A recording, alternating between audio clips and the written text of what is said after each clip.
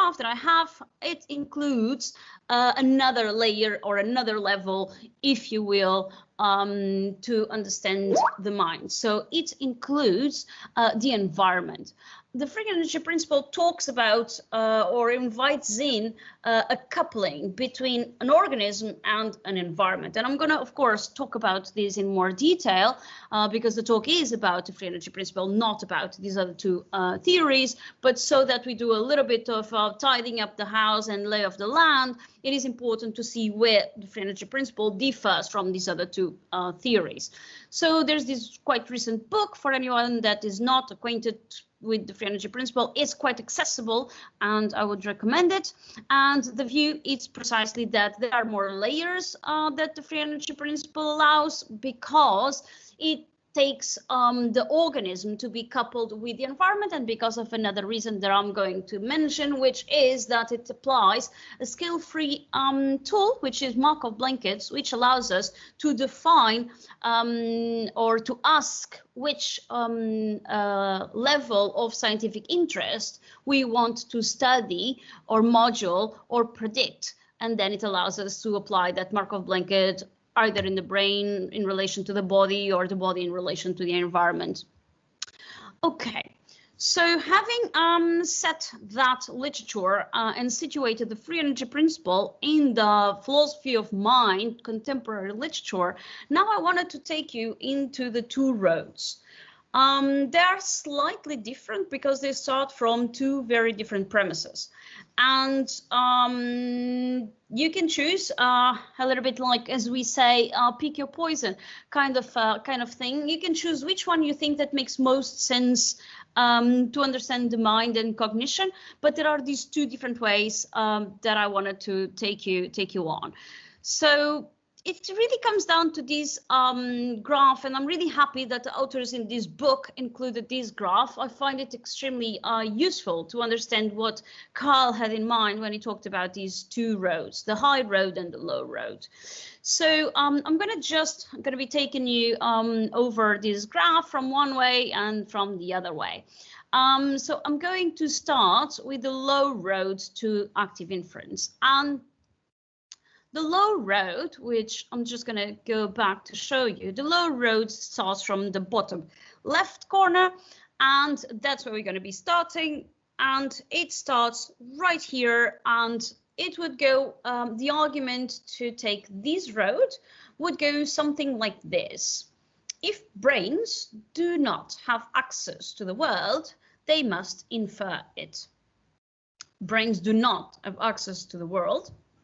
Brains are then predictive machines. They must infer it. So you see here the similarity that where we are in the literature, we are very much siding and starting off with Helmholtz, the predictive machine. So here we are in the low road to active inference. And the idea is that, of course, we start with the Bayes theorem. And we start with a very known framework to study the brain that we know of, which is predictive coding. So we do that in order to then go up the road through generative models. Predictive coding is used, and then we arrive at a conclusion that leads us to think or defend that the brain is literally a predictive machine. The brain is a Bayesian brain.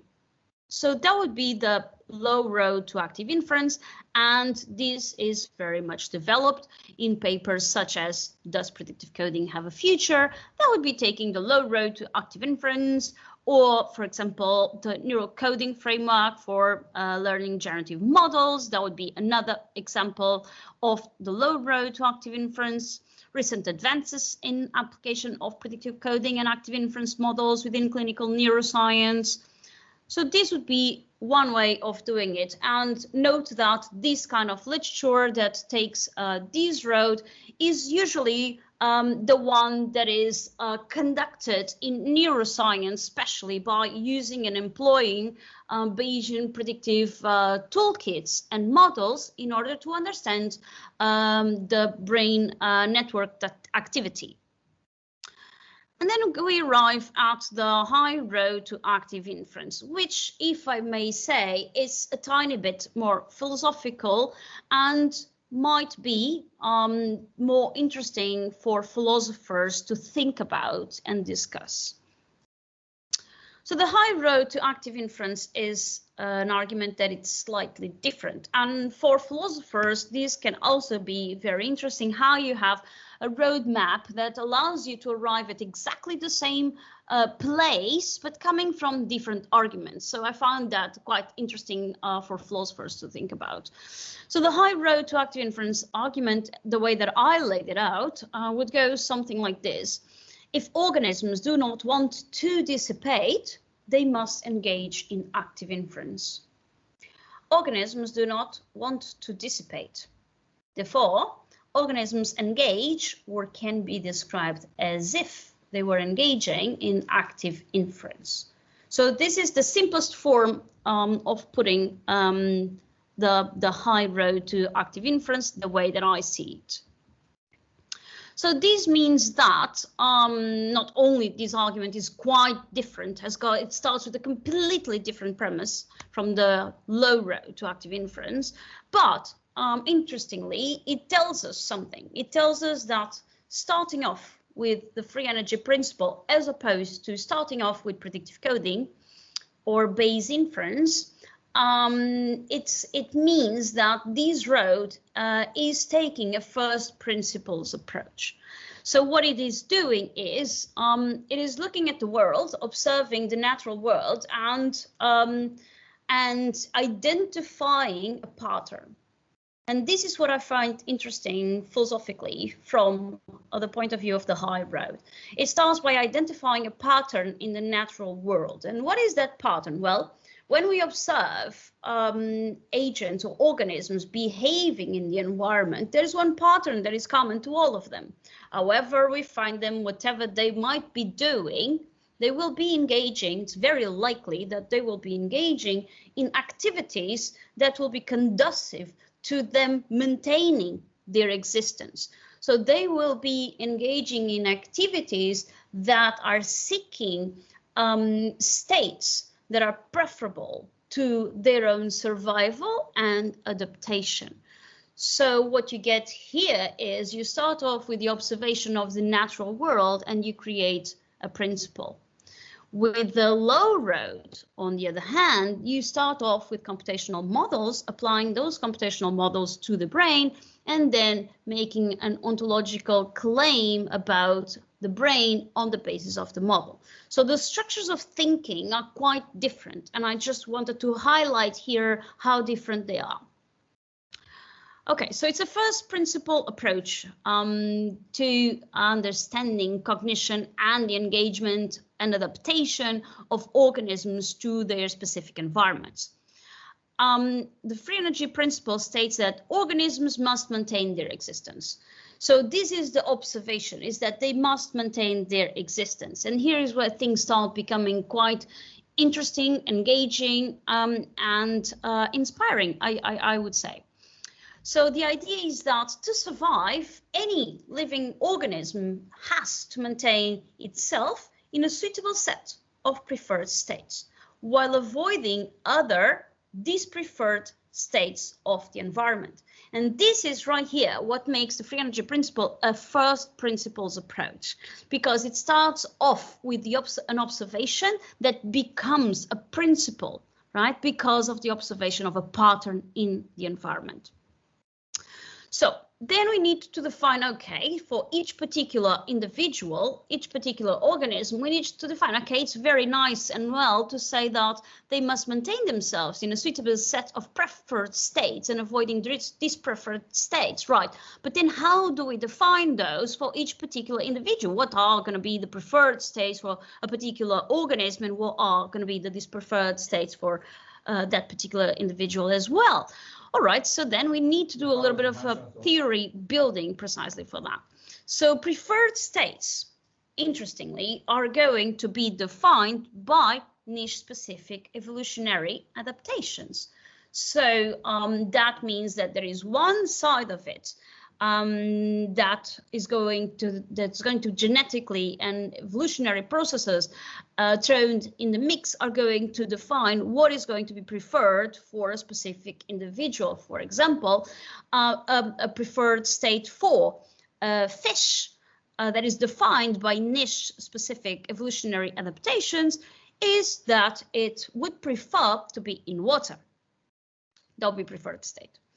Then what is interesting from the free energy principle is that it not only defines preferred states from evolutionary adaptations, but also allows for extending those preferred states to learned cognitive goals. So also to ontogeny and also to the developmental side of the interaction with the environment. This means that the more organisms are going to interact with the environment, the more they're going to learn how to interact with the environment and what states are going to be preferable to their specific existence within a specific state of affairs. Now, what are the dispreferred states?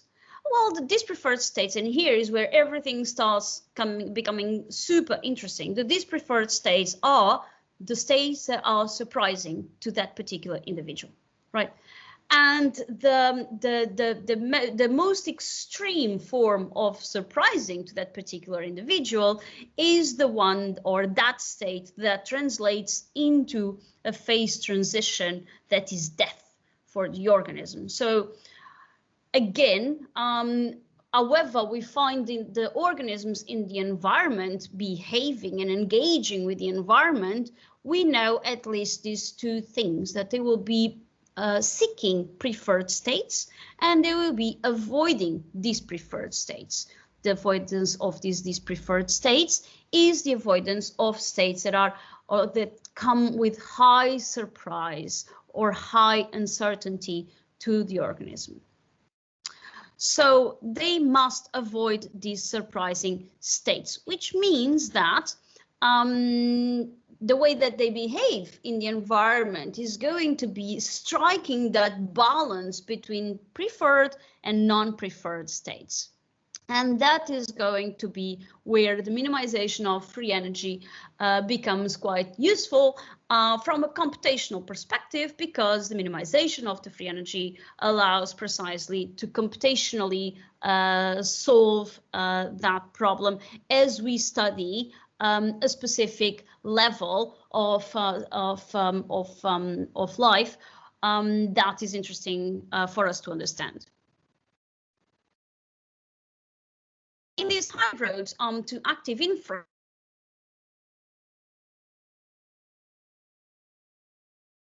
then set up an imperative.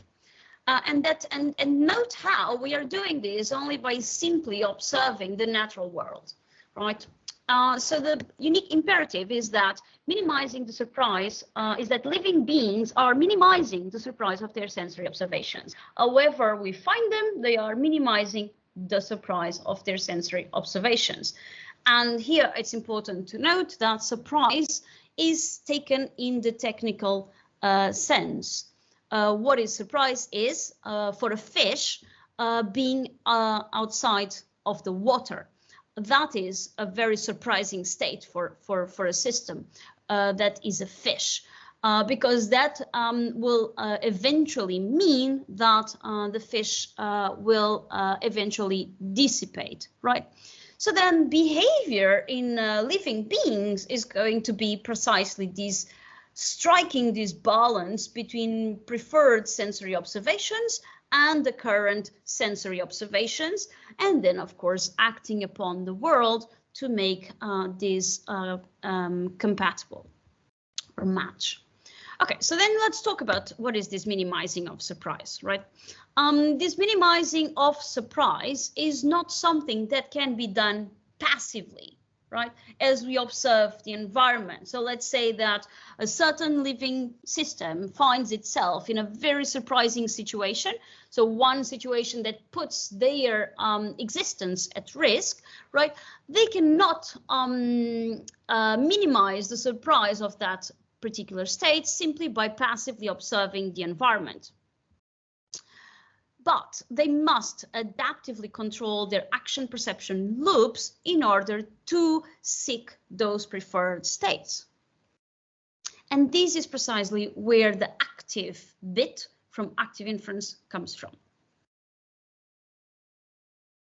Right, and I thought that this quote here, it's an interview that Carl gave a little while ago, and I thought it was quite interesting to illustrate precisely what he has in mind with this high road to active inference. He says in this interview that, and I'm going to read it in full because it's quite interesting. If you subscribe to the premise that creatures like you and me act to minimize their expected free energy, then we act to reduce expected surprise, or more simply, resolve uncertainty. So what's the first thing that we would do on entering a dark room? We would turn on the lights. Why? Because this action has epistemic affordance. You know, in other words, it resolves uncertainty or expected free energy. This simple argument generalizes our inferences about hidden or latent states of the world, that the contingencies that underwrite those states of affairs, and the contingencies that underwrite those states of affairs. And what strikes me as the most interesting thing in this passage is the notion of epistemic affordance, right? We navigate the world precisely behaving in ways that are epistemic affordances, such that we minimize surprise, so states that are very harming or not suitable to our particular goals and existence, and that means that those are that behavior is behavior that is resolving uncertainty, right, and bringing out more clarity. Okay. So then that means that we are now in the particular low road to active inference. We are now talking about the surprise minimization, right? We already talked about living systems and how they interact and engage with the environment in ways that they want to, or they seek to minimize surprise.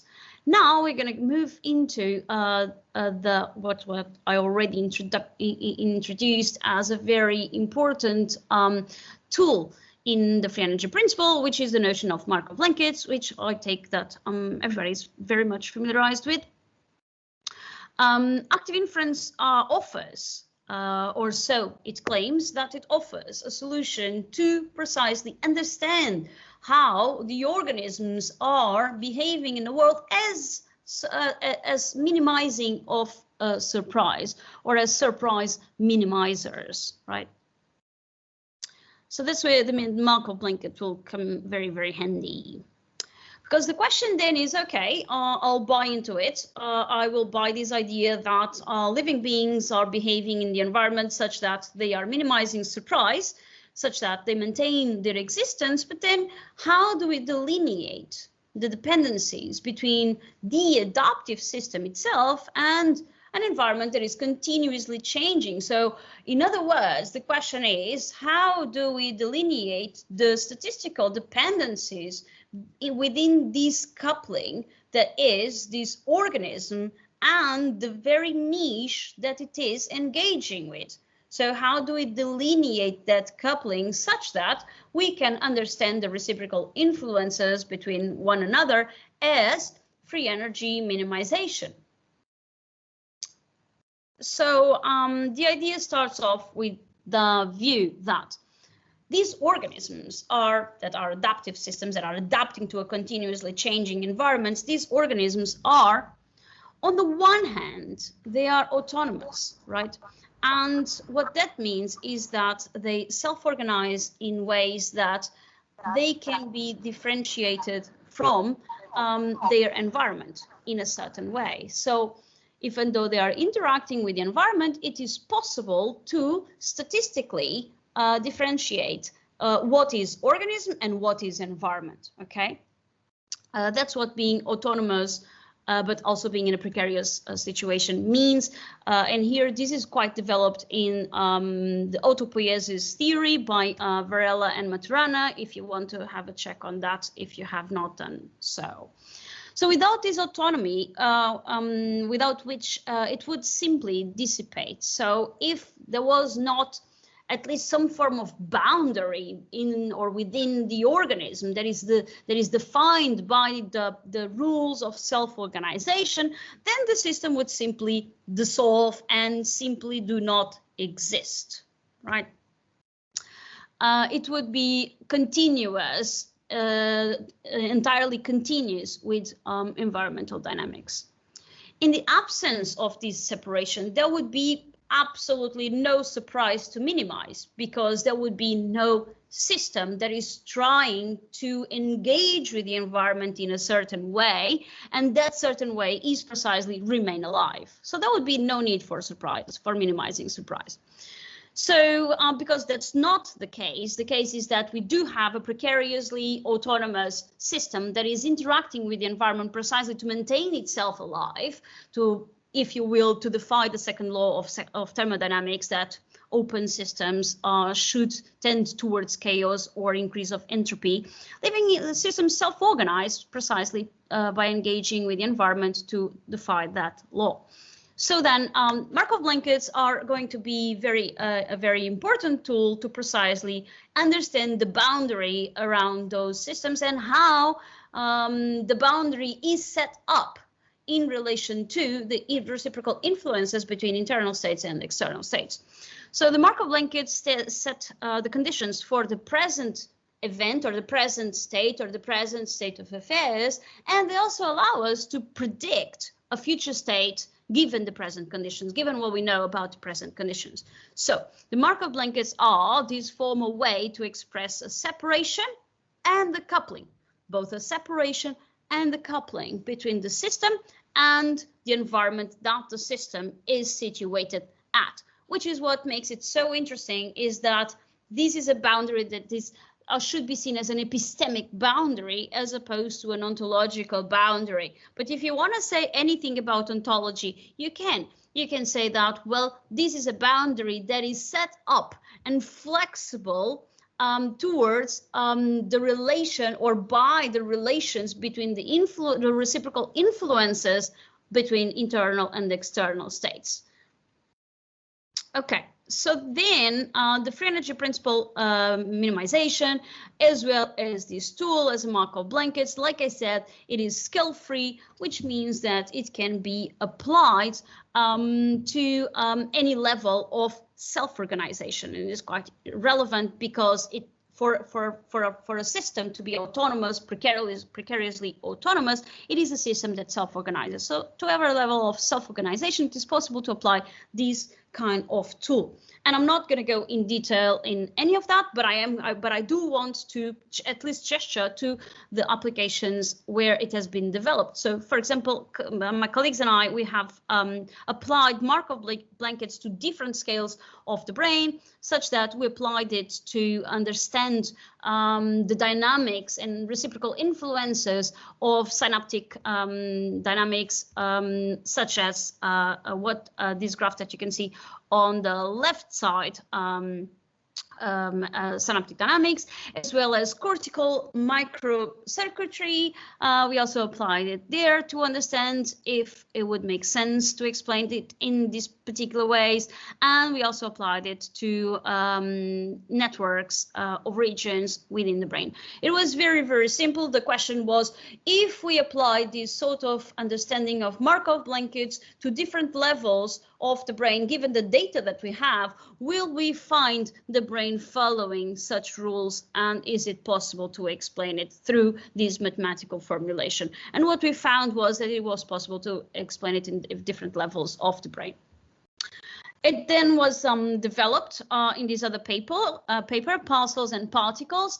It's quite interesting, but it is a very long paper, and I'll just gesture to it. We also applied it in a more philosophical way to this other work where we think about phenotypic representations in organisms. Okay, so then it is also possible to apply this particular formalism to cognitive processes. And in here, you can find work, for example, in social cognition, applying this particular Markov-Blanket style to social cognition, and an adaptive agent behavior as well, where I've had this kind of work, for example, in applying it to preventive mental health care. There you go, as the influences between the organism and an organism that is situated in a smart environment. Also, it has been applied to understand plant cognition, which is a form of minimal cognition, where you have precisely the same kind of formulation, where here what happens is the plant is seen as internal states and the environment is seen as external states. And then because internal and external states are conditionally independent, that means that the reciprocal influences between the plant and the environment are occurring at the exchange, hopefully a balanced exchange between sensory states and active states. If during the Q&A you would like me to go over the explanation of this particular formulation graph, I'm happy to. So then we arrive at predictive processing, and we are most there in active inference, right?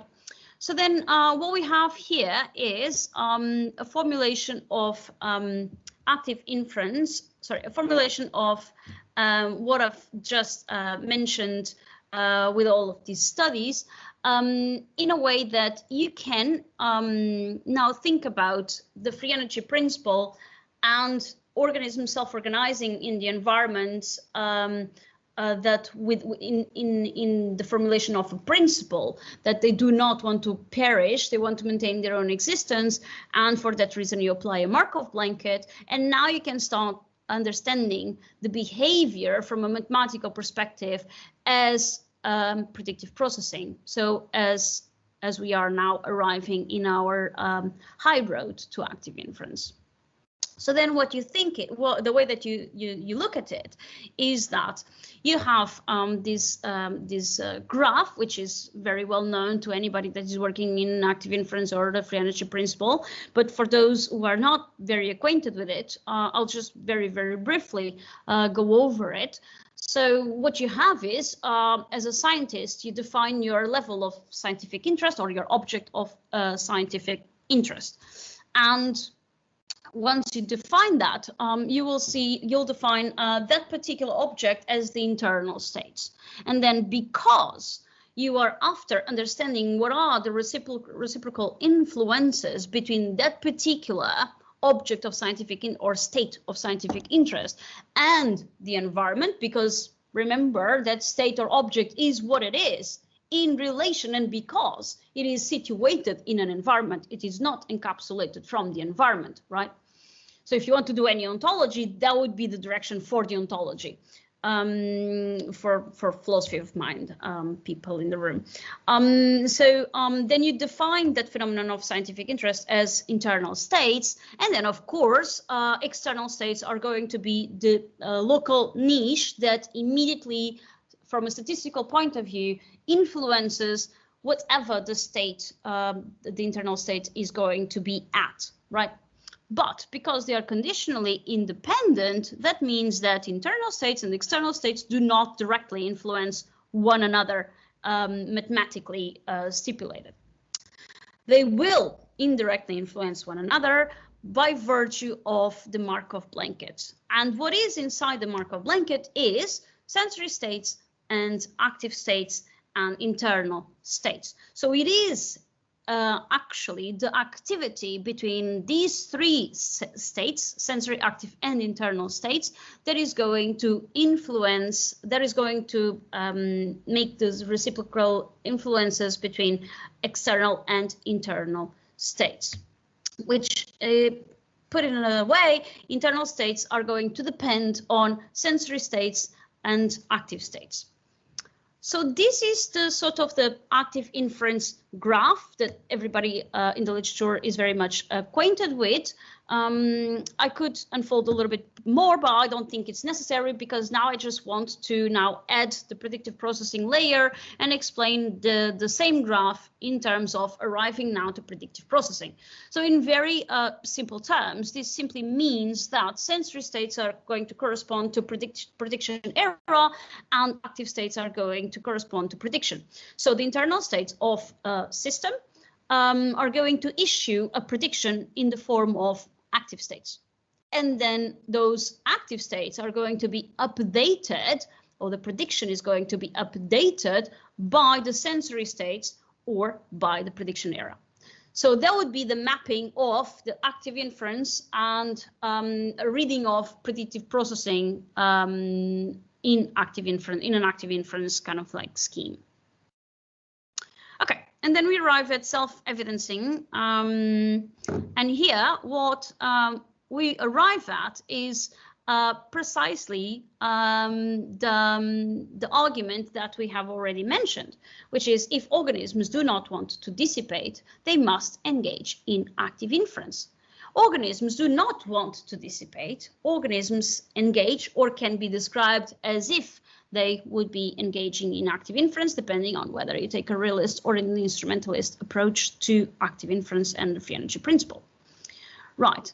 And self-evidencing, it's a concept that, of course, has been around, and it can be seen in different ways depending on which field or which system of thought you are most familiarized or endorse or defend, right? So it can be seen as reinforcement learning, or it can be seen, for example, as a minimum redundancy free energy principle, can be seen as self-organization, or it can be seen as Bayesian brain. So what the point is that there is a translational way of understanding this self-evidencing thing that of systems and organisms in different mathematical languages or even theoretical approaches. Okay, so self-evidencing means that organisms, that finding a particle or a creature, that we will be likely to find a creature in a particular state that is minimizing surprise, and that corresponds to the maximizing of the value of the particle or the creature state.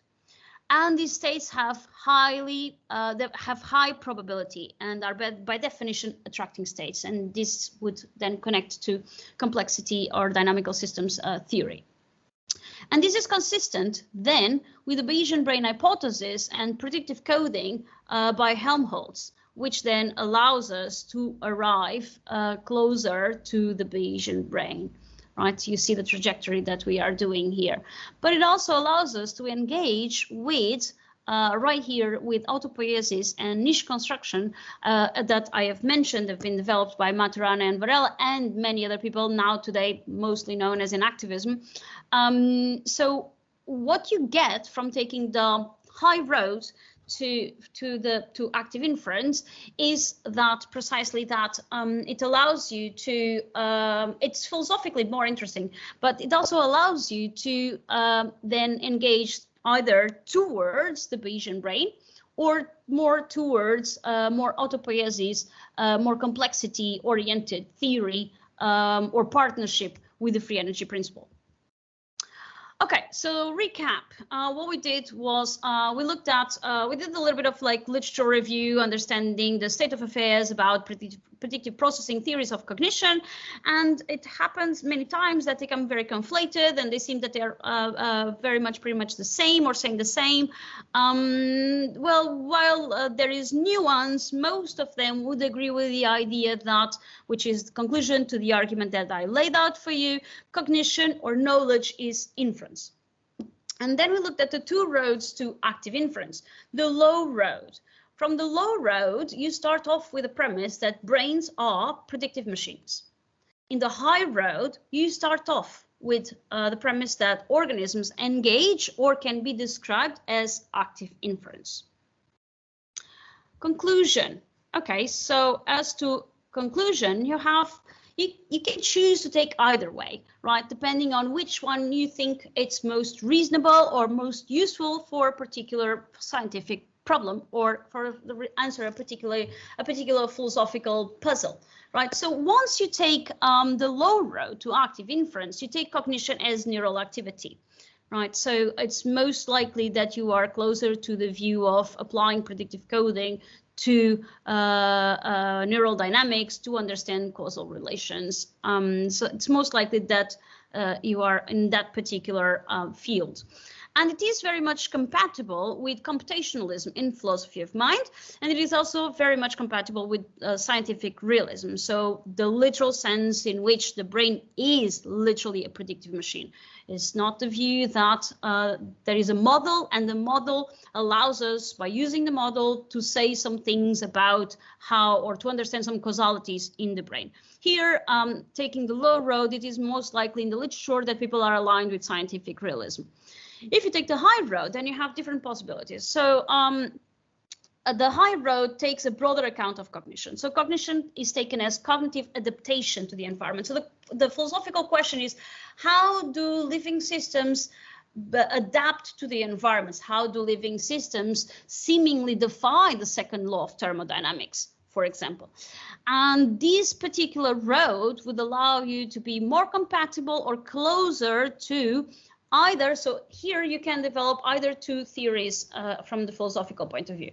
You can either take a theory that takes computationalism and realism, so to say that living beings adapt to the environment by literally engaging with or applying or employing active inference. So that's computationalism and realism. That's a possibility. Another possibility is one that is much closer to contemporary cognitive science, so embodied and active ecological cognition. And that is the view that organisms are not computers. They are biological systems, right? And in this particular way, then you would take, it's much more likely that you would take an instrumentalist view by saying that free energy principle and active inference models are extremely useful to understand the observed behavior of living systems as cognitive, but that does not necessarily is the case that while they are adjusting, the organisms are adjusting to the environment, that they are themselves employing and applying equations of free energy principle or active inference. So these are the different options in the philosophy of mind field. And this is me. Thank you so much for your attention, and I'm very much looking forward to your thoughts. Thank you so much for the nice presentation. Can you turn off your mic? Yes. Yeah, thank you so much for the presentation. And I actually came across some materials on the free energy principle, but this talk is still very helpful, and it fits all those pieces in a very nice way and help me. It's very helpful to me. So Dongying, can you please give your comments? And I will ring the bell when 8 minutes has passed, because you only have 10 minutes, okay? Okay, thank you so much. Can I share my screen? Hello? I know maybe Inês, you have to stop sharing your screen. Thank you. Okay, one moment.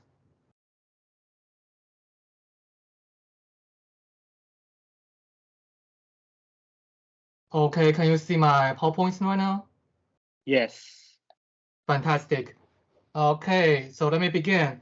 Okay. Sorry, I actually can't. Okay, so let me see. Hold on. I can see it. Inês, you can't see it, right?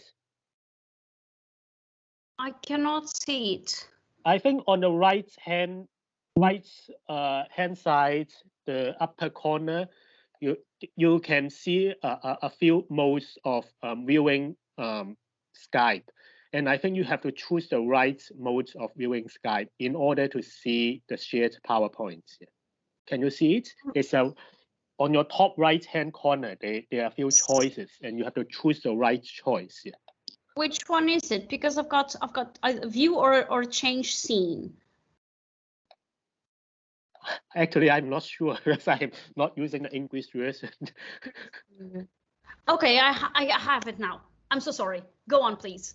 Okay. So you have seen it, right? You got I have it. Okay. Yes. Okay. Oh, wonderful. Fantastic. Yeah. Let me begin with introduction to myself. My name is Tong Ying. I'm from Institute of Philosophy, Chinese Academy of Sciences. That is CASIP. Thank you for inviting me for this commentary, and thanks to Dr. Hipólito. This is a wonderful talk. I learned a lot. So I have been working on free energy principle for a while, but not like privately and secretly, but I have been thinking about this issue for a while. And so I really like how Dr. Hipólito clarifies what those two roles to active influence mean, because when I read the chapter from the book, there is about two different, the high role and low role to active influence. We discussed what makes the difference between these two roles a lot. So this talk really clarifies a lot. Still, I have several questions. I'm pretty sure everyone will be very interested in how there could be two different, high and low roles to active influence. And I'm pretty sure a lot of participants would like to ask questions of how active influence can explain mental activities and how biological systems interact with the environment. But what really catches my attention lies in these two words, as if, because this is more generally about the debate between realism and anti-realism. So one conclusion from Dr. Hipólito's slides is that organisms engage or can be described as if in an active influence. And an instrumentalist reading suggests that the free energy principle, or FEP, along with active influence, do not describe an actual mechanisms or processes that implement active influence to minimize free energy. Instead, they are useful tools that can be used to explain, understand, or model the internal activities of organisms and their interactions with the world. And I also consult Dr. Hipólito's recent publications. I found that she seems to suggest this reading in her recent works, if I'm correct.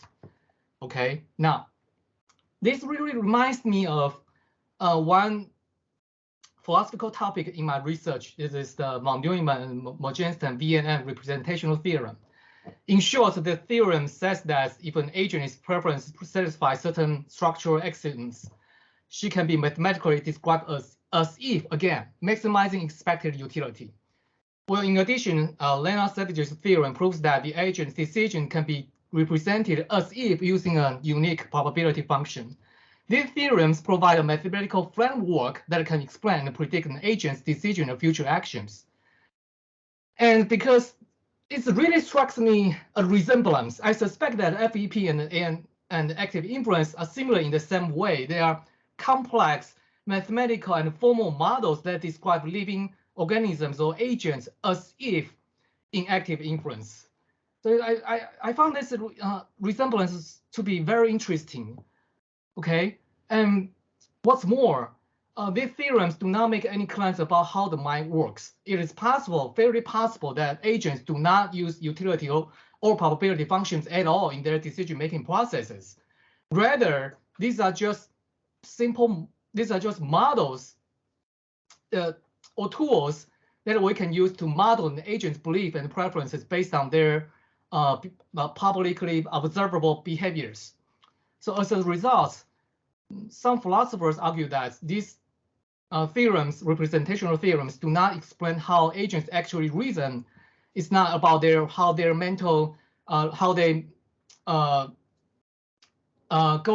they go through when they make decisions, but rather what normative rationality requires. So some argue that, well, actually these formal models, they are actually trying to model an ideal rational agent, not actual agents. Okay, so the target is different. And in addition, the explanatory power of these theorems lies in their framework, because it is just the formal results or mathematical results that we can represent the agent as maximizing expected utility with a unique probability function. So here's my question. There's a concern that FEP and active inference aim to explain how the mind actually works, not an ideal agent works.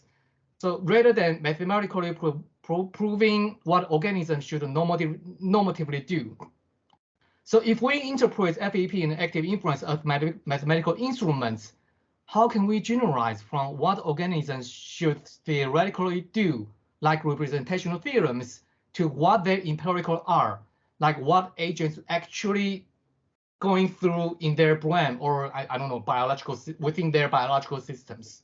Okay, so this is my first question. My second question is how successful, because traditionally instrumentalists interpret descriptions of unobservables and theories are merely instruments for predicting observables. Okay, so there's a requirement behind instrumentalism that those theories, they are instruments because they can be used or employed to predict future observation of empirical phenomena. For instance, Newton's prediction of tidal phenomena marked his theory as empirically successful because at the time, no other theory predicted it. So there's a novel prediction at the time. While FEP and with active inference provide unified and useful framework for explaining life or biological systems or cognitive science, it is unclear whether there is any empirical evidence confirming that they successfully predict the future activity of living organisms. I mean, their theories, FEP and active inference, I believe that they do quite amazing work in explaining a lot of mental phenomena, but I'm not sure about whether they make any future, predicts any future activities or of living organisms. So here's the question. It might be argued that FEP with active inference currently lack predictive power necessary to be considered instrumental tools in the same sense as Newton theory. Okay, and this is my final question. So let's take a step back. Okay, the debate between scientific realism and anti-realism traditionally focus on the natural sciences in general, not about specific science, just in general. Okay, so this tends to be a very general question. So the question is debates revolve around numerical, for example, numerical arguments, the pessimistic induction, on inference to a best explanation, and other related issues. So sometimes I'm wondering, what's the motivation for adopting a realist or instrumentalist interpretation of FEP and active inference? Because they seem to be questions for philosophy of science in general, not a question for specific spatial science. Okay, so what's the benefit and what we can learn from it? Does it resolve any issue or fix any problem, any contribution, any progress? Does it bring about any epistemic significance? Could this just be merely a metaphysical question? So just wondering, what can we learn and what's the motivation? So if we want to interpret or classify FEP with active inference as realism or instrumentalism. Okay, I think these are just 3 of my questions. Thanks. Thank you so much for the very interesting question. So it stimulates my thoughts too. So Inês, can you give some quick response in 3 minutes? So we have very strict time limits. So can you give some quick response in 3 minutes? I will try, but I would love to stay longer because you made such good points. There can be Q&A. There will be the Q&A time, and you can discuss further. Okay, good. So I try to take notes, but of course, it is difficult to keep up with such rich 3 questions. So from memory, I'll just say that it's important to keep in mind scales, right? I saw that there was a very quick step, which we usually do in philosophy of mind, I think, which is the step of, we are talking about organismal systems, say like cells or neurons or brains, like organs, and then all of a sudden we immediately start talking about the level of agency, right? So we need to differentiate these levels, and that's what makes it so relevant to whether or not that's what's going to be the differential in how whether you should take instrumentalism or realism, because you can say, well, scientists or even fully formed agents like us, schooled and educated with mathematics, can engage in model-based reasoning to deliberate about a decision that they want to make in the future, right? And not necessarily using Bayesian inference, but you can use a certain kind of like inference to reason about something in the future. A realist take would say that, well, neurons literally do that as well, because what you're doing is by virtue of employing this scientific realism move, then what you're doing is attributing full agent capacities to neurons that are connecting to one another. So that's one differential, just to think and be alert and think about whether we want to go one path or another, whether we want to pursue one argument as opposed to another one. Why is FEP relevant to this discussion, or why should we be discussing that within philosophy of science? There's a very simple reason. It's because the FEP can and has been mostly applied to cognition, but not only that. As you very well noticed, this relation, and I really appreciate the first relation point that you made with von Neumann, who, by the way, I really, really like his work. And as you very well see, the FEP doesn't apply to cognition. The FEP applies to anything that is a self-organizing system. So anything that is a complex system, you can apply. So anything that is an open system that is exchanging information or energy or matter with the environment, you can apply the free energy principle. I am not saying that you should. I am not saying that this is the theory that is going to be the unifying theory. I did not make that argument. I am just simply saying that that is why FEP can be relevant within also philosophy of science, not only philosophy of mind. And this is what I would say for now, as with my 3 minutes. What? Okay. Okay, thank you. Can continue. Okay. So maybe we please can stop sharing continue your this screen discussion in Q&A. Okay. Yeah.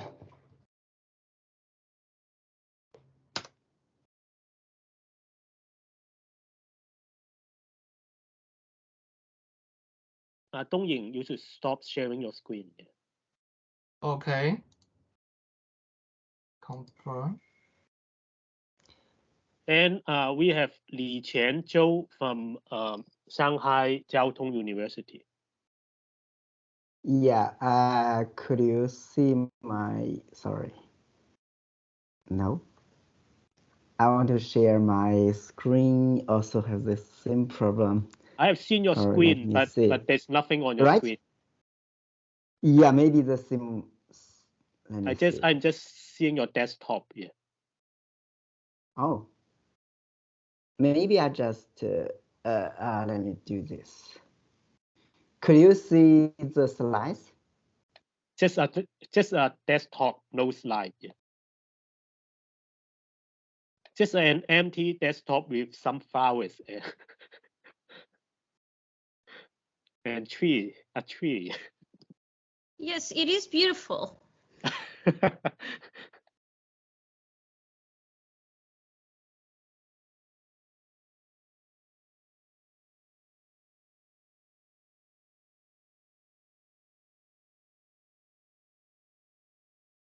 Now it's a black screen, yeah. Li Qian, are you still here? Li Qian. Yeah. Can you hear me?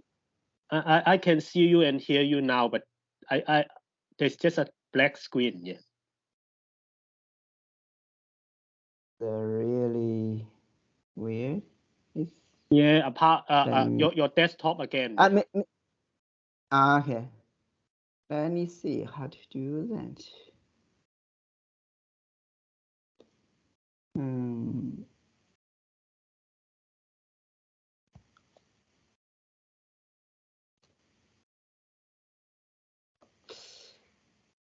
share.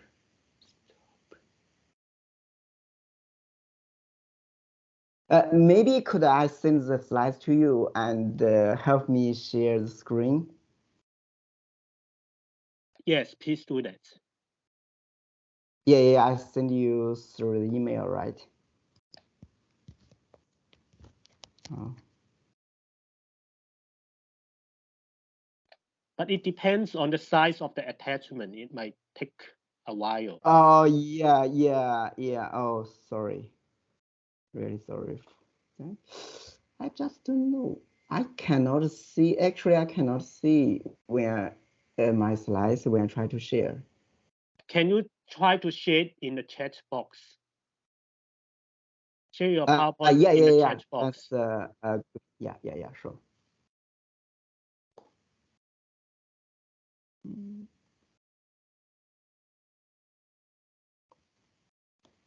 Okay, let me do it.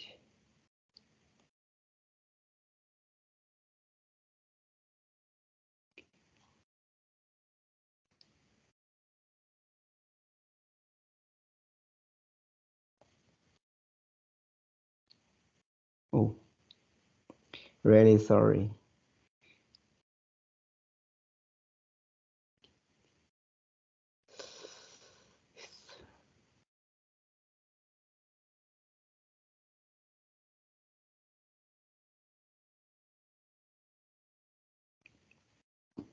Have you see it? In the chat box or? Yeah, in the chat box. Not yet, and I still haven't received your email. Oh, okay. Sorry. Let me do this.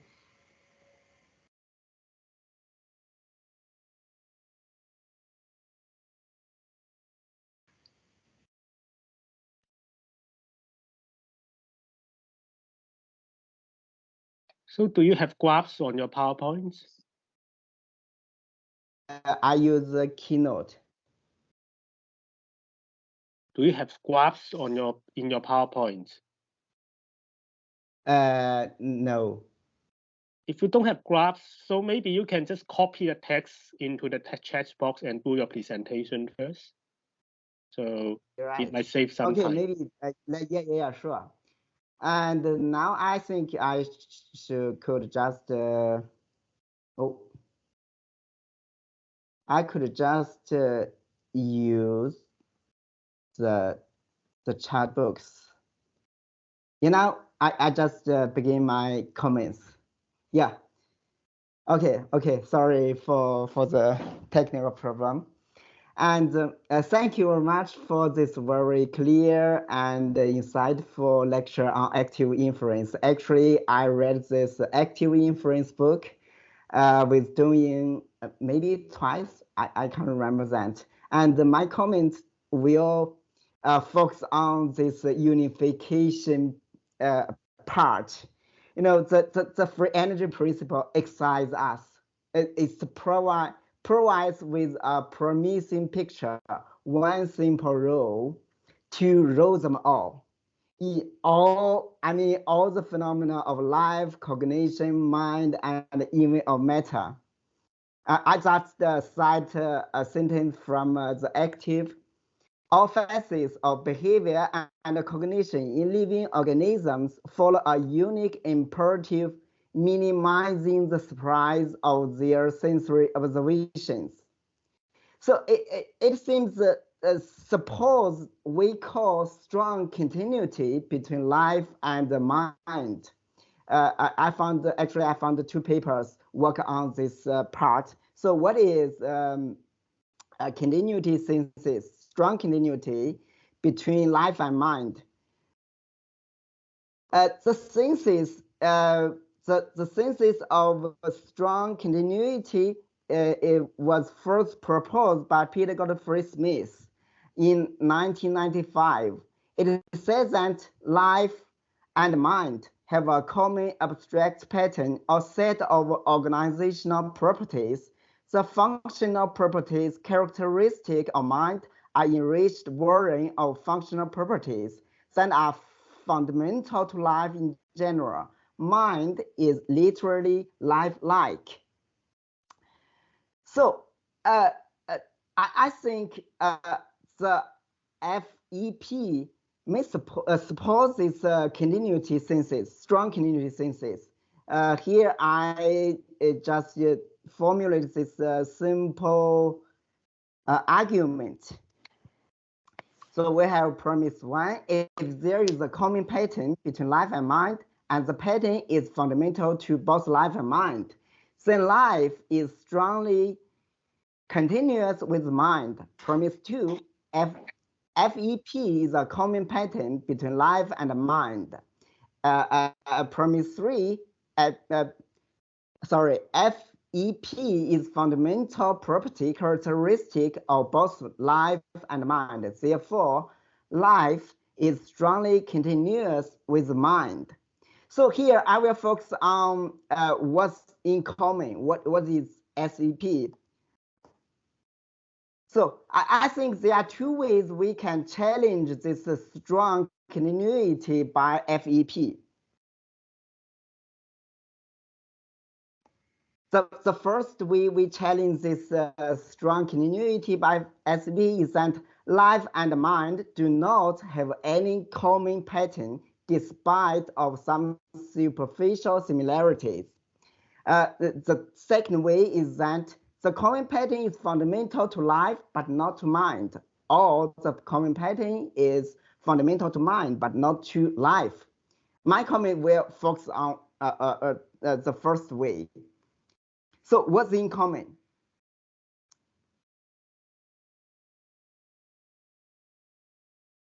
So it seems that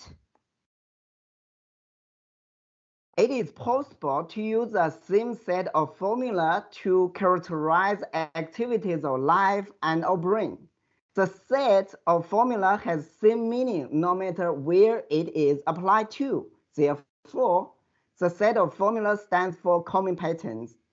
Life and brain have a common pattern. So I will argue that premise 2 may not be true. Therefore, the argument may fall. I will use example from information theory. As we know that Shannon's mathematical theory of information has the same form, has the same form with Boltzmann's formulation of the second law of thermodynamics. I just sent the two formula to the chat box. This is for information entropy, and this is for thermodynamic entropy. They do have the same form, these two formulas. So although information entropy and thermodynamic entropy share a common formula, they are different. Actually, they are different. So I just cite a sentence from Terence Dickens' work. Dickens says that the analog to the thermodynamic entropy breaks down. However, when we consider that Shannon entropy does not generally increase spontaneously in most communication systems, and there is no equivalent to the second law of thermodynamics when it comes to the entropy of information. So I tried to show that maybe the same formula, when we applied it to different fields, it may have different meanings. So here, I'm not seeing that there is no connection between information and thermodynamic entropy. Actually, I believe that there are some deep connection, but not in this superficial way. Li Chen, so you have 2 minutes left. Okay, I will finish it. Yeah. The same thing may also happen in FEP. A set of formula may have different meanings when applied to different phenomena. As far as I can see, FEP relies heavily on informational concept of entropy. Friston argues that the first formulation expresses free energy as energy minus entropy. It connects the concept of free energy as used in information theory with concepts used in statistical thermodynamics. So it seems that Friston just used two entropies with different meanings as concepts with same meaning. So would you like to clarify this concept if I just misunderstand the concepts? Also, I have three further questions that may not connect with the main commentary. First, autonomy is crucial for FEP. What about living systems? Lack of obvious individuality like aspen or coral reef? And the second question, when you apply Markov blanket to different levels of neural system,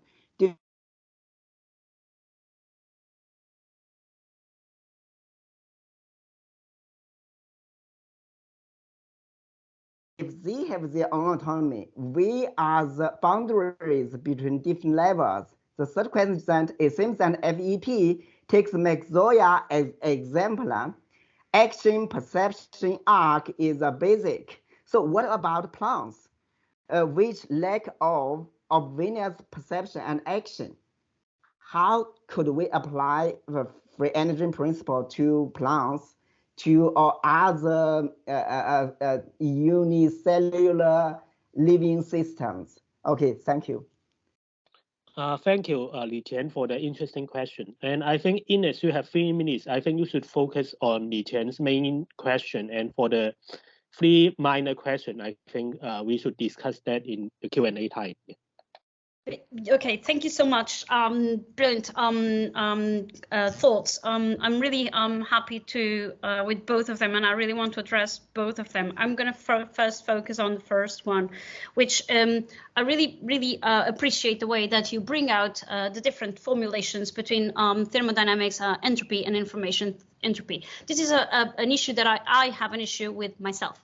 So I completely agree with you, and I would love for us to further discuss this eventually. But there was one thing that I wanted to just some clarification on, because it seems that you start off by wanting to say that mind and life are not continuous, precisely because of the difference between thermodynamics entropy and information entropy. And I might be completely on board with you. I just needed some more clarification as per when you say that the same formula applies to different fields. I was a bit confused if you were referring these two fields as one being the mind and the other one being life. Yeah, sorry, I forget to clarify. I just focused one small part, one for non-living and one for living. This is a part. Also, there's a part on living systems and the brain. Sorry, I just give example. I got yeah. Yes, clear. So then, because I have to state that I understand the problem that you raise. I am almost on board with it.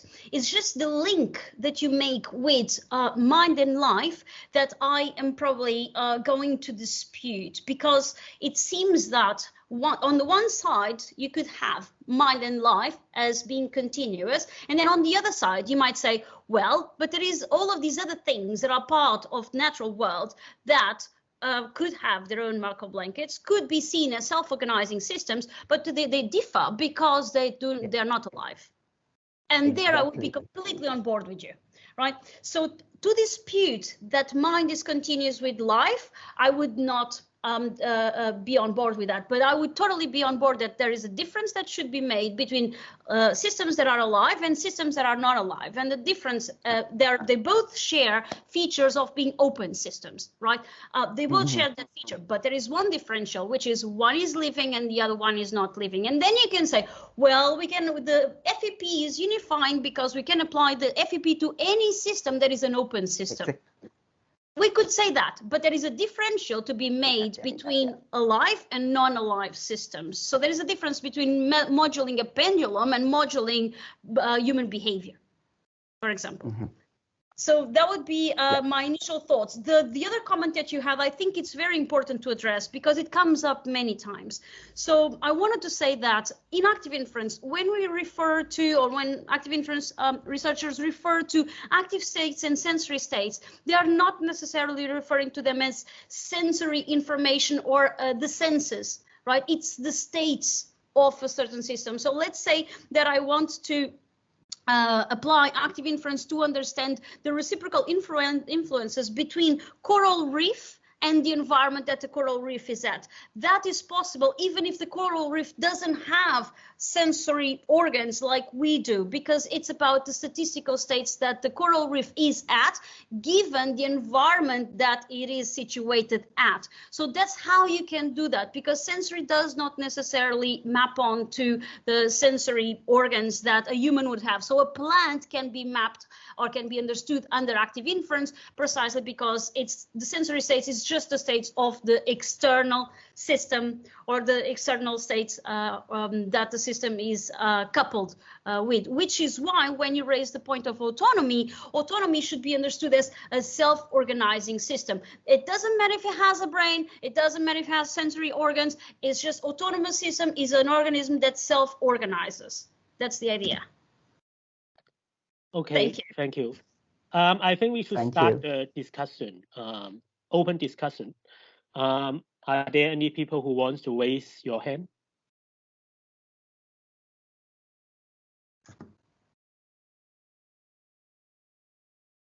Any questions? Quiz, please. Hi, yeah, can you hear me? Yeah, thanks so much for the great talk, Inês, and the great comments as well. So I thought this was really interesting. I like this discussion about the kind of life-mind continuity hypothesis. So I had questions kind of on that, but I think they're mostly covered. But so I had a question. So I'm not sorry, Inês, when someone is asking the question, can you mute your mic first? Because there's some echo here. Okay, please continue. Yeah. So I'm not, entirely familiar with this literature. I kind of know the basics, and like Lok Chi, I kind of learned a lot from your talk, Inês. So I thought it was really helpful. But I was wondering, so in your talk and also in the discussion, kind of we're talking about cognition in general or brains in general. But I was wondering what kind of story people say about development in this kind of framework. It seems like that the minds of kind of young children are very, very different to the minds of kind of adult humans with language, etc. And so I was wondering, is it just the exact same? Is it kind of minimization of free energy, minimizing kind of prediction errors, or is there a kind of developmental kind of a learning story to be told as well? And how does that affect this kind of understanding of the free energy principle? Chris, thank you so much for flagging that. That will allow me to now expand a little bit into my research and where the FEP comes into my research, but also where I then leave the FEP. So that's quite, thank you for that. So there is a moment at which you cannot generalize anymore, right? So the FEP might be extremely useful to understand in general how systems are behaving. So it's a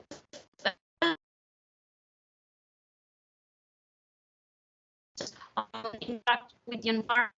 In a way, it allows you some teleology for life, right, for behavior, which is quite interesting. And then it allows you to model the understanding of phenotypes and certain systems behaving. So that's what you gain with the FEP. But I think that the generalizations must stop somewhere, and where they stop is with the raising or the augmentation of complexity, right? So, and there is nothing that is more complex than human behavior. Human behavior is highly complex in the sense that it's not that it's just difficult to understand. Complexity is precisely defined to a system is more complex, the more difficult it is to model or predict the system. And it's really hard to think of anything that is more complex than human behavior. It's extremely hard to predict a social interaction, for example, right? So here, when complexity starts raising, right, that's where I find my way into complex systems theory. And what I gain from complex systems theory is that it allows me to have an understanding of an individual as an individual trajectory. And I'm slowly going into your point, your question about development. It allows me to understand development not in a group level way, which is the tradition in cognitive psychology. That's the mainstream approach in cognitive psychology. It's that development has these stages that are very generalizable. With complex systems theory, it offers you a complete full-on mathematical toolkit that allows you to map a trajectory of an individual personal development. And why is this important? This is important especially when we come up with mental health problems and we want to help that particular individual in their particular individual developmental trajectory.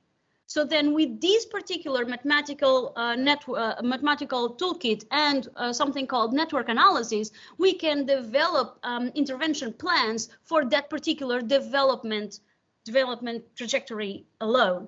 So that's what I find extremely useful, is when we start raising up the complexity of things, and that's especially important in, of course, human behavior, then I start abandoning the free energy principle. I think it is, so I'm a pluralist. I think that different tools are useful for different ends, depending on the task, the scientific task that we are, the philosophical puzzle that we have at hand, then tools are going to be useful. I don't think that the free energy principle is going to unify into the extent that it is going to explain a developmental trajectory and mental health, if you understand what I mean. But I do think it gives us a very interesting and plausible way of explaining how, in general, organisms adapt to their environment and have this tendency to adapt to the environment. Then explaining how, in particular, each one does that, then I turn to complex systems theory.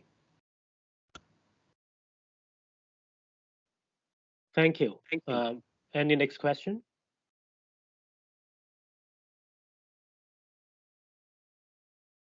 Anyone who wants to raise your hand?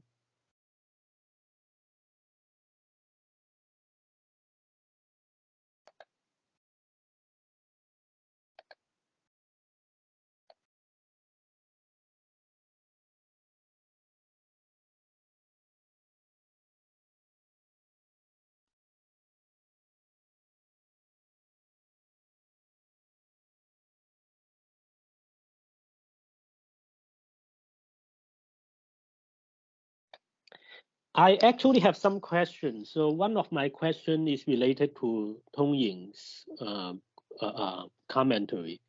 So I wonder if you have heard of, in the metaphysics of mind, they have the term blockhead, the thought experiments, which is a response to the functionalist view. So blockhead is the idea, I think, is proposed by Bloch. So net block. Whereas functionalism says that if you have the appropriate inputs and outputs, then you have the function. You have the functional state and you have the relevant mental states. And the idea of a blockhead system is that it has the same inputs and outputs, but it doesn't have those functional states because there's a very complex scripts within that machine. If you give it input one, then it will provide some sorts of outputs according to the script. And the script says that when you are faced with these inputs, then you will provide these outputs. But it's not that the system is doing any calculation or computation. It's just that the scripts are so complex regarding those all possible counterfactual situations which would happen within this universe. So for a blockhead human being, it just acts like normal and it will respond to the same way. But it's just that God has written a very complex script within the human head that so that it reacts always reacts in the appropriate way, but actually the system doesn't do any calculation or computation, or at most it just recognizes the inputs and then it reacts according to the scripts. So my question is about creatures, some simple creatures. So maybe they have some scripts that were given by evolution, but it's not that they are doing any sorts of computation. Of course, as evolutionary tree is getting more complex and for the system to do more work and to be more adaptive, then it should be able to do some calculations. But I mean, for some very simple organism, maybe like the virus, maybe it's just a very simple blockhead system. So it has some script inside. When faced with input A, then it gives outputs B. If when faced with input X, then it gives some sort of outputs Y. Then in some sorts of ordinary general environments that it lives in, then it can always give some sort of appropriate outputs that fit with the somehow fit with the kinds of active influence description, but still it's just a blockhead system. I think furthermore it can't be really said that it's like doing active influence, because once you take it away from the sort of ordinary environments that it lives in, then it just gets mad, because it's faced some inputs, then it's not within the script, then it just cannot react. So I wonder if that's possible. So I wonder what you think about this possible scenario. Thank you so much for that. So it is thank you for bringing up the notion of script, because since the computer revolution in the 50s, the whole philosophy of mind has been sitting to with the endeavor or the goal of finding what those scripts are, or defining what those scripts are. I don't want to take a realist assumption unnecessarily. So just defining at least what those scripts are. And what you have is with traditional computationalism, you have, well, those scripts are symbolic. And the leveraging of those scripts is because the system understands symbols and contentful and semantic symbols, and that's what's levering the mental representation. That's what you get with the modularity of the mind and traditional computationalism, right? And then later on, you have the questioning of this, which is where NetBlock comes in. The questioning that, because he's of course extremely motivated by the argument made by Searle by the Chinese room, that it is possible that rightly so that there is a computer just like these computers that we are using to communicate here today that are following rules without understanding semantics. So then we have the new era, which is scripts that do not understand semantics, they just rule followers, right? And then you have now you've entered now all the brand new world of connectionism and parallel distributed processing, and thinking of the mind still as inputs and outputs that aim to eventually output a mental representation that the agent can do something with and can use, except that that computation that happens between the input and the output is not following symbolic content, but it's following hardwired rules. And that's the script, that's the new script, right? So the question, and then you have these two options in the game, right? Either you are aligning with traditional computationalism, symbols are understood by the machine, by the modules, or symbols are not understood by the modules, and it's just a script. But still, we need to lay out what this script is. So Frances Egan recently, with the deflationary account of content, she tries to precisely say exactly that. So she jumps on that bandwagon, and she rightly so says, well, there's no content, it's just mathematics, it's just mathematical rules in between this input and output. This script is made of mathematical rules. It is quite interesting that this notion of script, it plays such a fundamental role, as a defining fundamental role in philosophy of mind ever since the computer revolution, because we are all after defining what this script is. Now, how this relates to FEP, it's quite interesting, because if we think that the script is active inference, let's say that we want to say that the computation that happens between the input and the output takes the form literally of minimizing free energy and active inference, then we are taking realism about active inference. And we are saying that the script takes the form of the rules of active inference. That's it. And we've solved it, and we can all go home because we now know how the brain works. We can continue to develop our mathematical models, but we know now that the script is of the FEP kind. This is being realist about FEP. And of course, we have been in the past realist about many other computational languages, right? So before the script was of the Turing kind, was symbolic with fodder. And then you have the script being of the syntactic kind, like neural networks or parallel distributed processing. This is all us taking realism about different kinds of computational power, right? So that's how this script question has been permeating everything that we do in philosophy of mind, including in the FEP. If we take the realism path, then we are saying that, okay, we found it, the script is FEP. If we say, well, there is rules that are followed by the brain for the brain to conduct its work, and by the way, depending on how we define cognition, it's important for any of us in the room to define cognition for ourselves. Is cognition reducible to the brain? We tend to talk about the brain, but is cognition reducible to the brain? But let's just stick with the brain. Depending on how the brain follows rules to conduct its excitatory activity, we don't know, but does a certain model, a computational model, a mathematical model, gives us certain predictive power? Yes or no? Yes, it does. Actually, we were able to predict how the brain would behave given certain circumstances by virtue of using this model, and we are happy. We are happy with this epistemic gain. That's instrumentalism. Or no, we are not happy, because until we define what the script is, we are not happy. We have to find that model that is going to precisely match and tell us what kind the script is. Is it symbolic? Is it syntactic? Is it FEP? So this is, for us as philosophers, the questions that we are dealing with and we need to answer for ourselves, right? Or at least that's the ones that I find interesting, and how that would relate with the FEP in this literature, I think. Actually, I have a follow-up. I would see if there are any other questions for now first.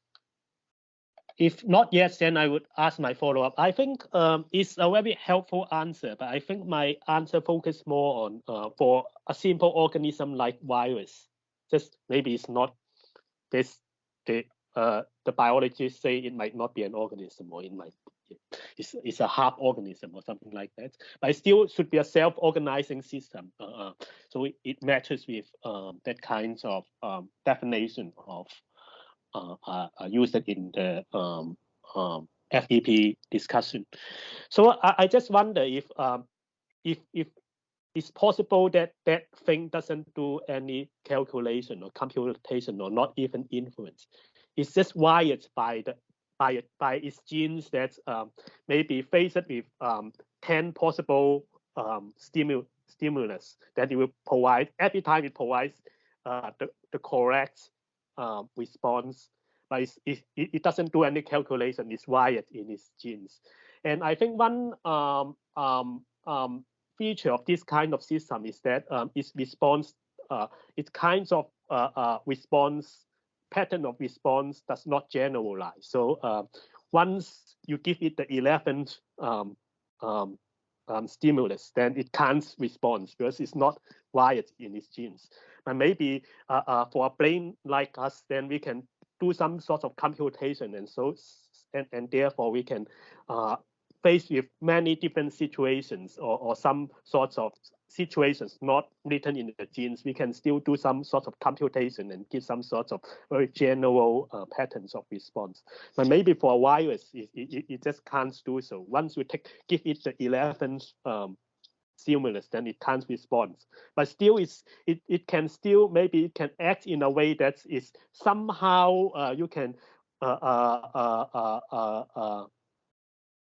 somehow it can be described using your framework as long as it's within the 10 stimulus, because it acts as if it's doing some sort of active influence, because the genes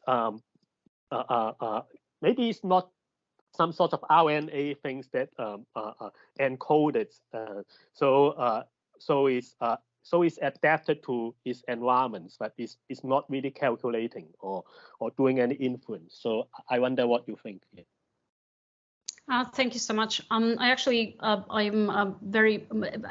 tend to avoid using the brain as an example, because we tend to anthropomorphize the work that the brain does, and I do not agree with that.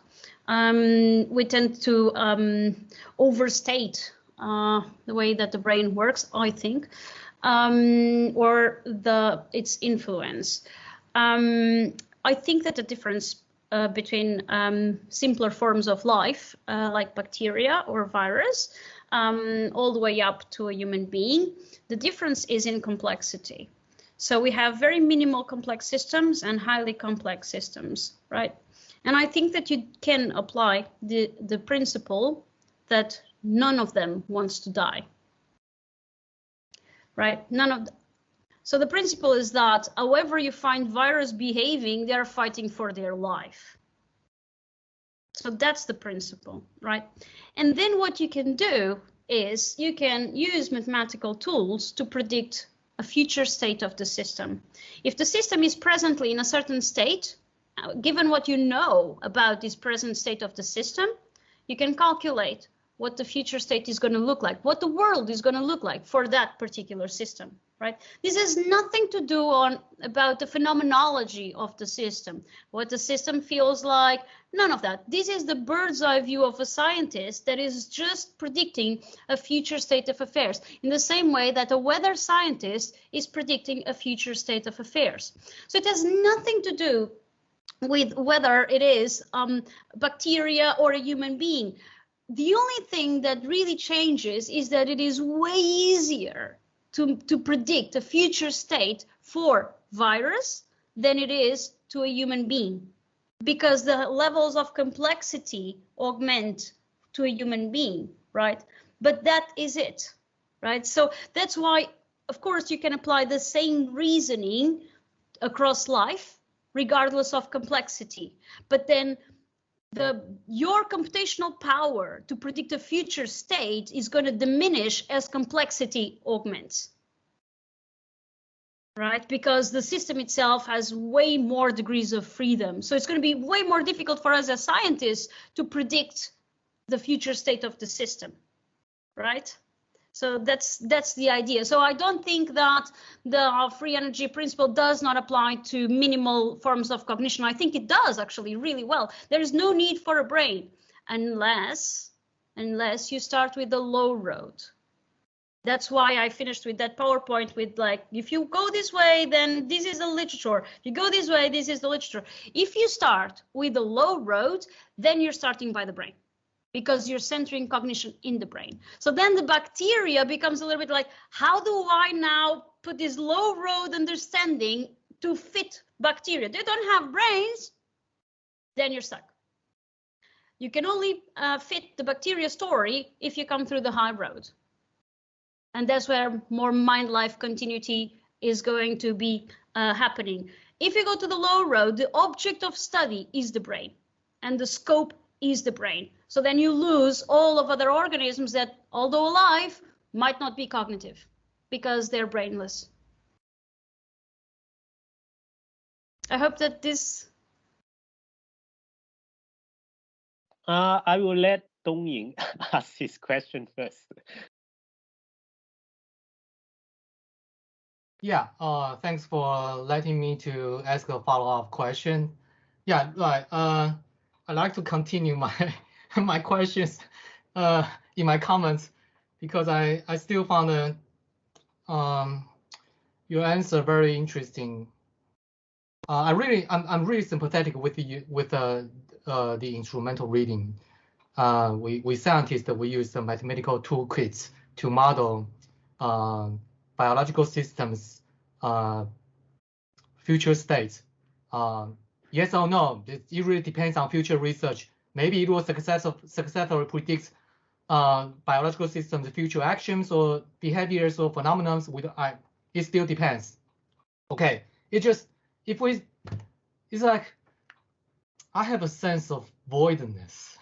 It's like we are leaving the most important question behind. What's the nature of cognition? What's the nature of human minds? It's just maybe just not human minds. It's just how mental works or how living organisms work. Because it looks like instrumental reading will keep that question aside and just focus on, okay, we have this wonderful complex model that can successfully explain everything, really literally everything, and I mean about living organisms. And it just, but whether those systems are really minimizing free energy is not a question we are going to answer. We don't know. Okay, let's just set the question aside. We are happy with our instruments.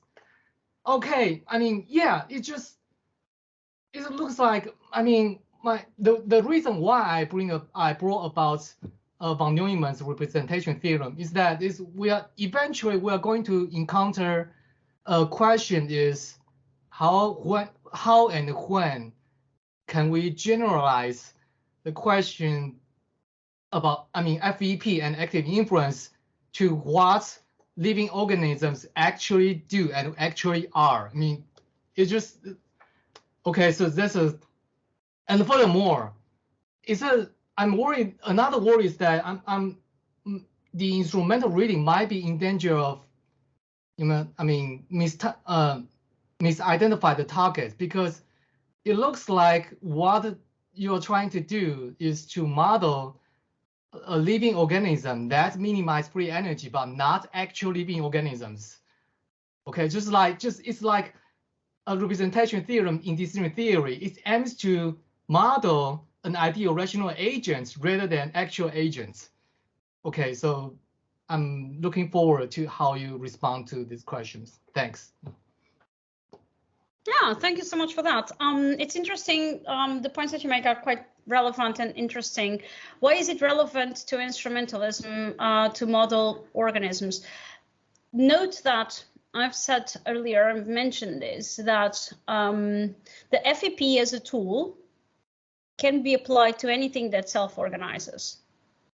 So what that means is that what it would target is behavioral patterns. I didn't mention life or organisms. I didn't make a differentiation. I said it can model pattern behavior. So if you would not apply this tool, what you would have would be stuff, confusion. You would not understand a particular phenomenon in front of you. By virtue of putting the goggles, so to speak, of this particular tool or any other scientific tool for a particular scientific problem or epistemic gain, then what you get is patterned understanding of a certain particular behavior, right? And it can be FEP, it can be different, it can be complexity. You can apply attractors and repellers to explain the behavior or pattern behavior of any open system. So that's what I said, open systems, right? And most of what we find in the natural world are open systems. Very rarely we would have closed systems. So then FEP applies to all of that. And then one has to be careful, because you might take me to be saying that, oh, then we have found a unifying theory that is going to explain everything. Absolutely not. That is not what I'm saying. I say that we can apply the FEP to all self-organizing systems such that we gain an epistemic understanding of how they are behaving. But then we need to continue our research endeavor to explain and ask other further questions. The task is not over. So then you refer to the question of, oh, I think we are not focusing on the most fundamental questions. And the one that you identified as the fundamental question is the question in philosophy of mind, which is, what is the mind? And we are not focusing on that. I understand your worry. That's the worry in philosophy of mind. That is the whole object. And then, of course, we can deconstruct into other different problems and arguments. But that's the question that has been the philosophical puzzle that we want to understand in philosophy of mind is what is the mind. Now, I'm going to make one Wittgensteinian point. And I'm going to say that not all questions are empirical questions. Some questions are philosophical questions. What is the mind is a philosophical question, I would say. We can use our empirical tools in order to gain more understanding about the behavioral phenomena that we observe as agents engage and interact with the environment. And that includes as well minimal cognitive systems such as plants and bacteria. That is all very important information. But is that going to answer the question of what is the mind? Probably not. Why is that? Because that's an empirical setting. Or a computational modeling. So I usually say that if everybody is making computational models, or if everybody is gathering data, is collecting data, then there is nobody left to do the thinking. And this was, by the way, a von Neumann quote. He's saying everybody makes models, but no one is left theorizing. And this question that you're asking is a very von Neumann worry as well. Who is left theorizing when everybody is worried in collecting data and modeling? Potentially, that is not where the answer is. But we as philosophers need to engage with all of that knowledge and be completely aware of all the knowledge that is coming from the scientific enterprise in order to inform us to think and reason and come up with a characterization of the phenomenon. Of what is the phenomenon? The mind. What is the mind, right? Of course, there was an impasse. We were worried about defining what is the mind until functionalism came up. That was the question par excellence in philosophy of mind was, what is the mind? And then because we became a little bit frustrated, because we, at least in the West, we became a little bit frustrated that we could not find any answers for what is the mind, then functionalism comes up as, let's change the question and let's ask instead, what is the function of the mind? And ever since, we are asking in the West, what is the function of the mind, right? So if we have science and scientific models and scientific empirical studies trying to understand how the mind works by virtue of reducing the mind to the brain, then we have Western philosophy of mind asking, what is the function of the mind? And we left what is the mind as an unanswered question. So that would be my take on it. So I'm agreeing with you. Yeah, thanks for the clarification. Thanks. And the next question? I actually have a question. Because you in your presentation you mentioned there are 3 kinds of theories of cognition in the more general under the FEP label, the PM, RPP, and FEP. So we have the brain theory, the brain body theory, and the theory that includes the environments. So I wonder if we are forced to choose between these theories, and you seem to hint that you seem to hint that you like the high road which comes from the more embodied path, but I wonder if those are really we are really forced to make choices between them, because I can wonder they are within a system there are minor subsystems, and those subsystems are also self-organizing systems. For example, we can imagine a cell in my body that also operates according to FEP. So it means that we can imagine that even from a high voltage way of thinking, I can imagine that my brain or some sort of my cognitive system is some sort of self-organizing system, and but within here, but there's one bigger self-organizing system which includes my body, and maybe some bigger self-organizing system. So in your presentation, you mentioned some empirical findings, which some favors the more embodied way of thinking, and some favors the view that the brain is already a self-organizing system that maybe the Markov brackets applies. So I wonder if we are forced to make a choice, or if there are just different layers of self-organizing system, which and all of them follows the free energy principle. Yeah, thanks so much for letting me expand a little bit on the differences between those theories and whether or not we could endorse the three of them, or do we have to make a choice? I think we do. So as in everything that we do in science, science is fundamentally philosophically motivated. So even if scientists have no idea, because they haven't thought about it, there is always philosophical assumptions underlying the initial design of an experiment, or the initial design of a model, or the interpretation of results, both in models and in empirical settings. So you will see that the prediction error minimization, by virtue of reducing cognition to the brain, is taking a philosophical stand. So the Bayesian brain hypothesis takes a philosophical stand, because it takes as the underlying of it, the definition of cognition is it reduces to the brain.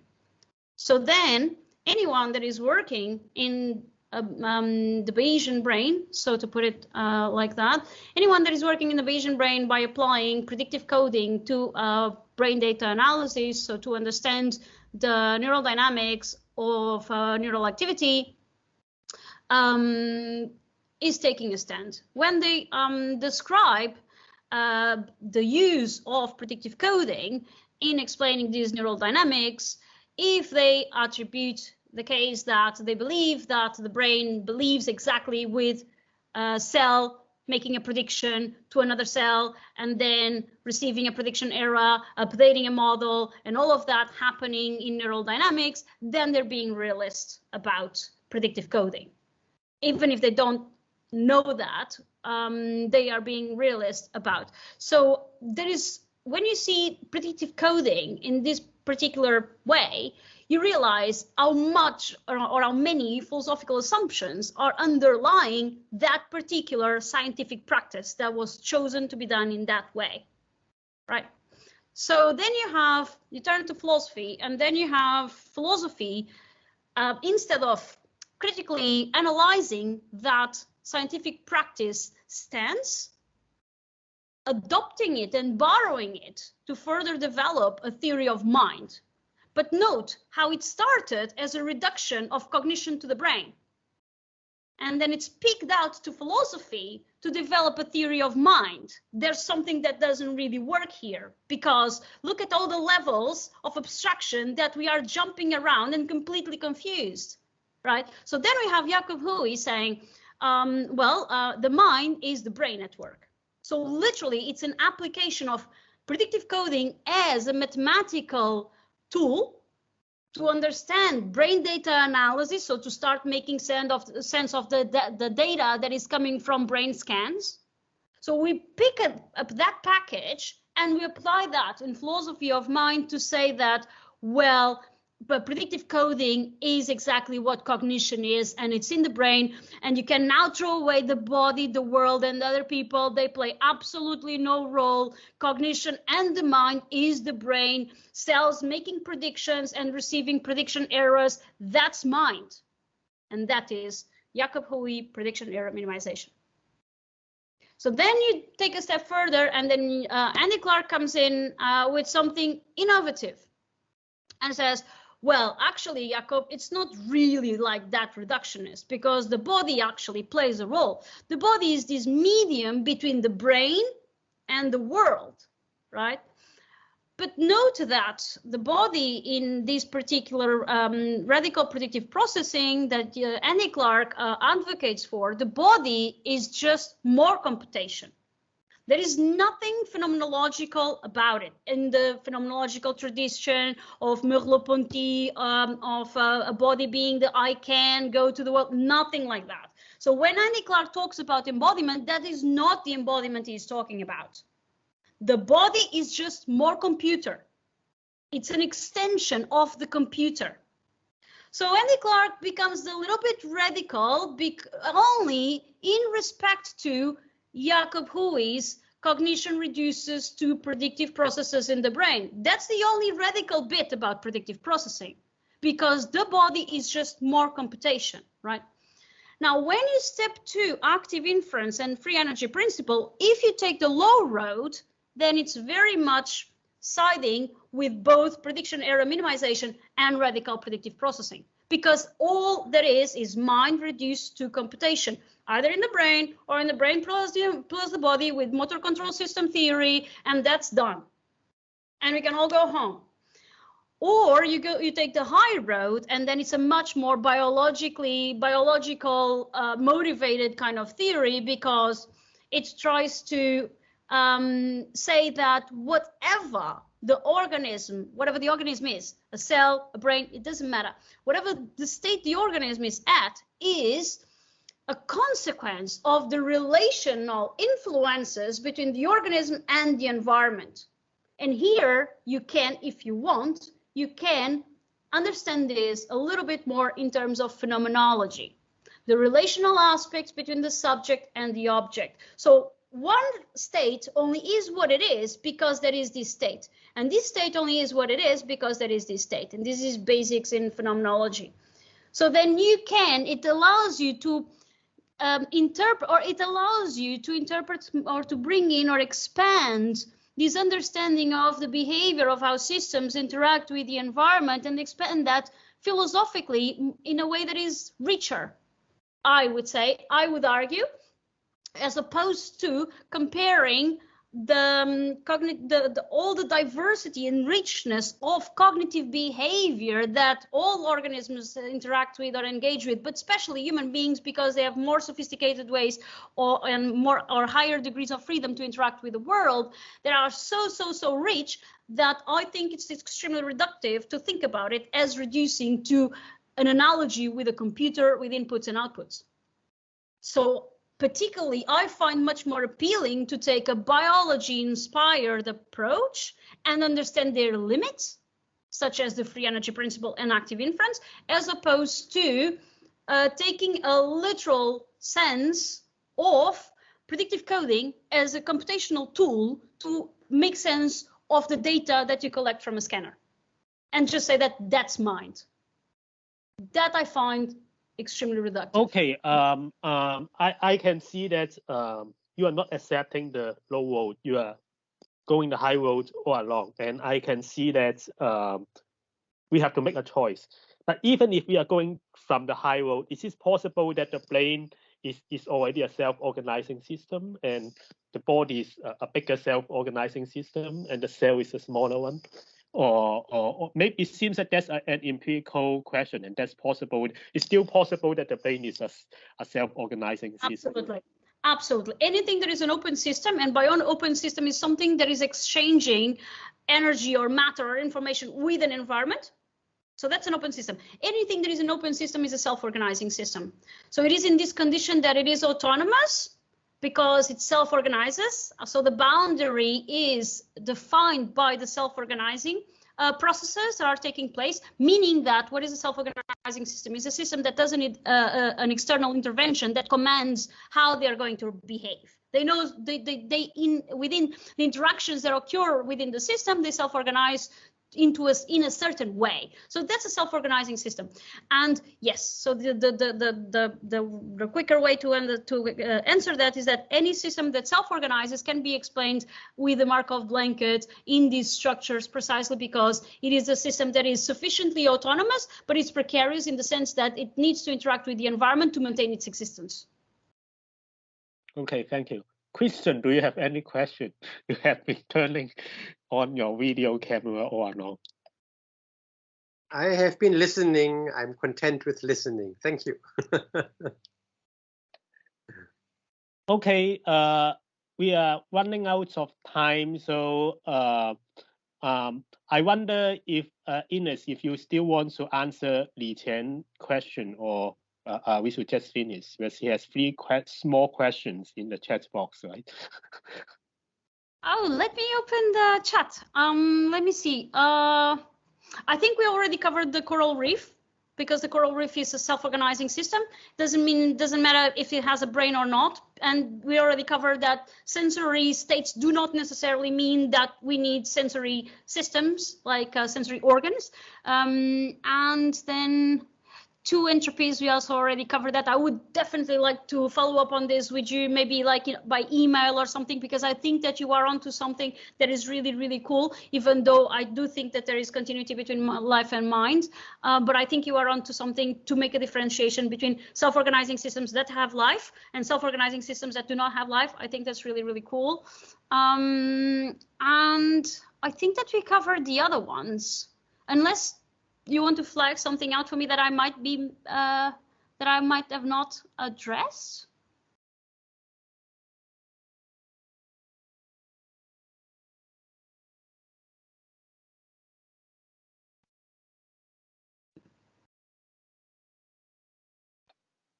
I think, Li Qian, your system is lacking, right? But anyway, so I hope that Li Qian's question have all been answered. And we thank you very much. We thank Inês very much for giving the very interesting talk. And I really enjoyed the talk. And I think most of us have learned a lot from Inês' talk. And I should admit that there are not a lot of people asking questions, but I'm sure that that's because that's a very special topic. So some people, I'm sure that a lot of people, I see that a lot of people are getting online and listening, but I think to get adept to these kinds of very special topic might take some time. But I'm sure that there was some very interesting. There were some very interesting exchange between us, especially I think there were some questions being asked and there were some very interesting responses from Inês. So please join me in thanking Inês in any way possible online. So I hope that there would be opportunities for some further exchange, maybe in Taiwan or maybe in mainland China, since our 2 commentators are working in mainland China, or maybe we could have opportunities to have further exchange in anywhere in this world. So thank you, Inês, for giving this very wonderful talk here.